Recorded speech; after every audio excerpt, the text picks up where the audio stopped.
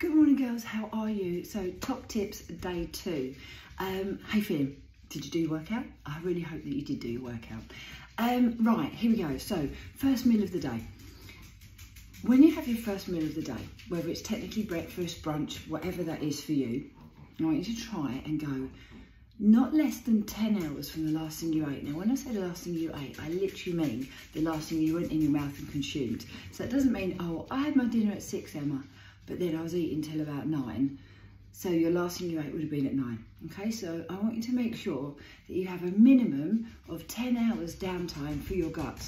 And I want you to do that. It's a little bit like, you know, when you recharge your phone, or, you know, when your phones don't work properly, we turn them off and turn them back on, we reboot them. It's a bit like that for our gut.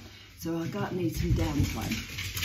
Sorry to chew up, I was having a great time this morning. So that downtime allows your gut to sort of like heal, reboot and sleep in a way, okay? So minimum of 10 hours from last meal to first.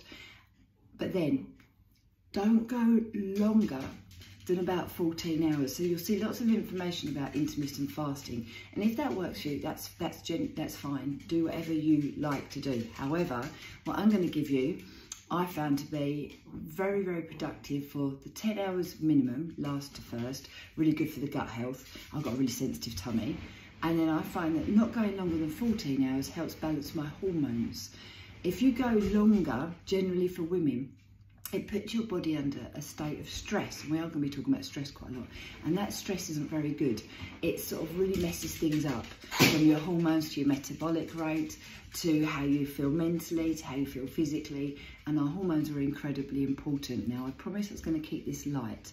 So rather than go into this too in depth, remember, minimum of 10 hours from the last thing you ate to the first thing you eat. And then try not to go longer than 14 hours, okay? So go for that window between 10 and 14 hours. Now, the last bit I want to talk to you about is the first meal of the day. Try and make it protein rich. So I'll give you an example. Rather than just grabbing a slice of toast and going, if you want a slice of toast, stick an egg on it, or a couple of eggs, yeah? Rather than having cereal, which generally speaking, cereal's not particularly great. Don't get me wrong, I love cereal. I could live on cereal, I could eat it all day. However, what does it bring to the table for me? Not a great deal, and I'll tell you why. If you start your day off with cereal, which is normally very carb heavy, in a lot of cases lots of sugars, what it does is it spikes your blood sugar levels, and then you have a massive drop later. So what happens is you might feel all right and energised for a little while, but then that drops and you have that lull where you feel sort of lifeless, you've got no energy, and you're more likely to snack or crave sugar-laden things to make you feel better, or even coffee to give you sort of a synthetic boost. Whereas if you have something which is protein rich, it's much better for your body. You don't have a massive spike and then drop, so you're going to be much more balanced in your eating and less likely to crave or binge. It's just much better for your muscles and everything else. So that's why. So protein rich breakfast. If you just can't step away from cereal, do what I do. I go for gluten-free steel cut oats, and I have that with almond milk, and that works really well for me. Will admit I have a protein shake at the same time, and I have that every single day, whether I'm training or not. Okay, so that is top tip number 2.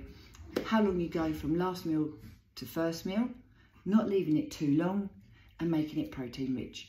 If you do want any more information, just pop it in the comments and I'll explain a little bit more, but that's just trying to give it to you sort of as just a rough guide. Your workout will also be posted in the comments below.